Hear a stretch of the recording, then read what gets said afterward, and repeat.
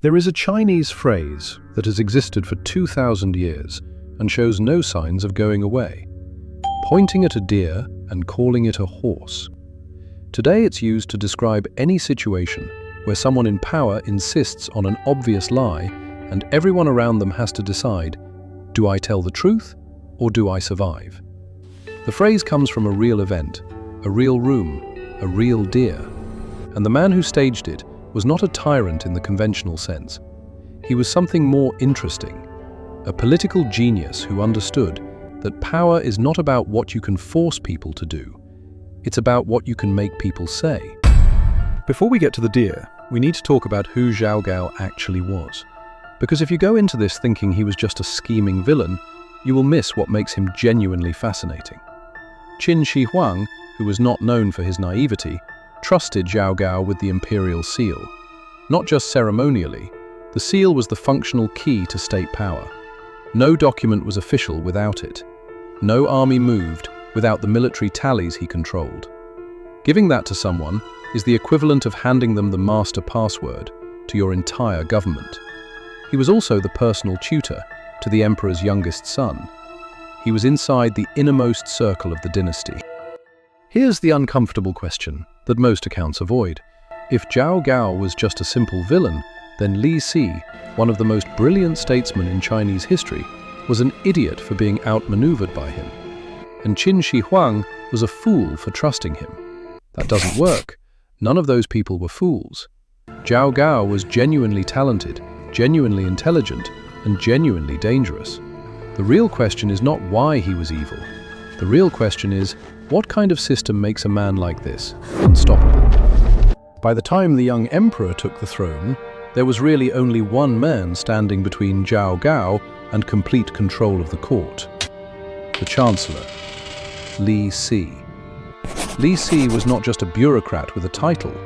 His eldest son commanded the main imperial army, fighting rebel forces in central China. Father controlling the capital, son controlling the army.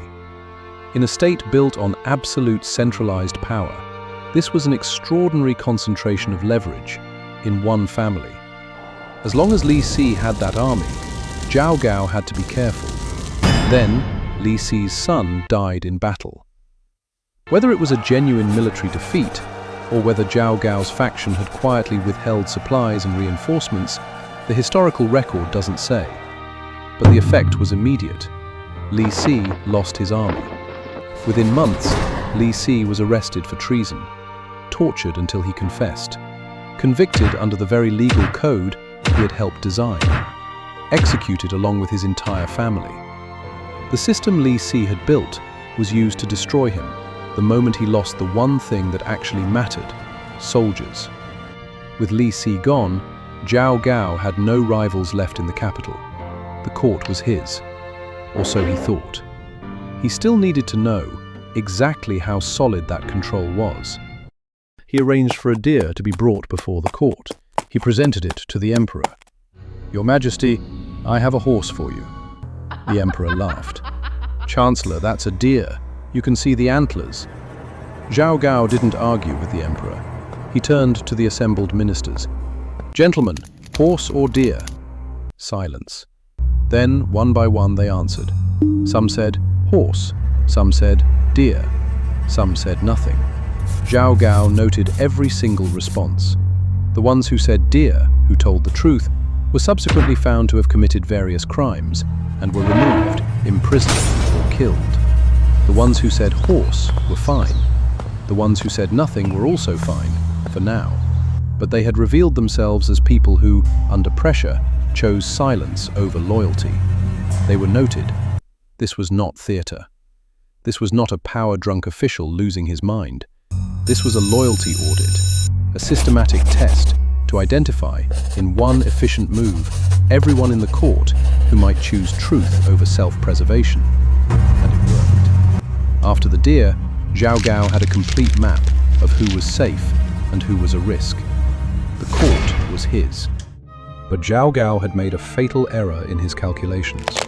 His military support rested on one general, the empire's greatest living war hero, the man who had single-handedly crushed the first major rebellion.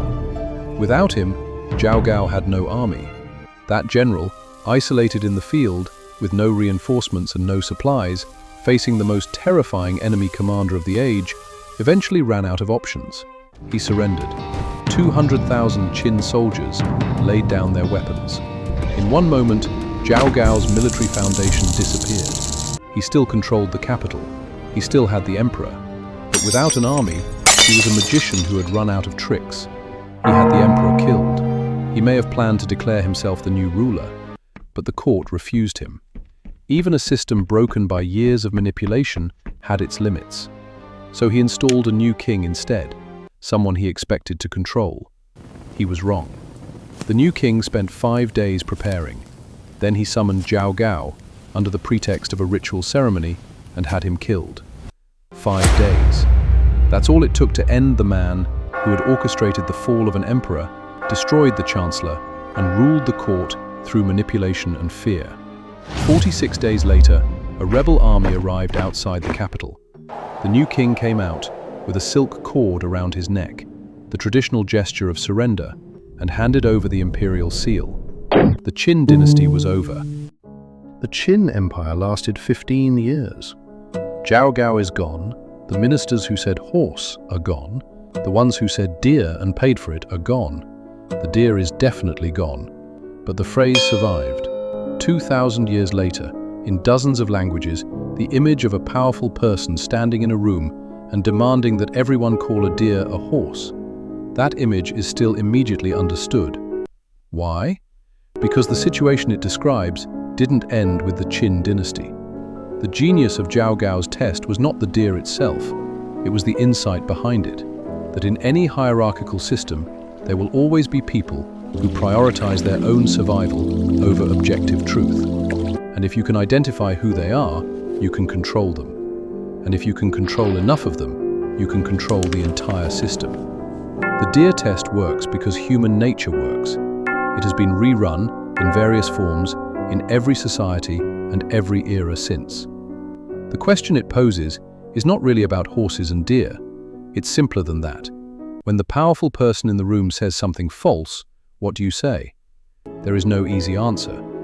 But maybe the fact that we are still asking the question 2,000 years later means we haven't completely stopped caring about the right one.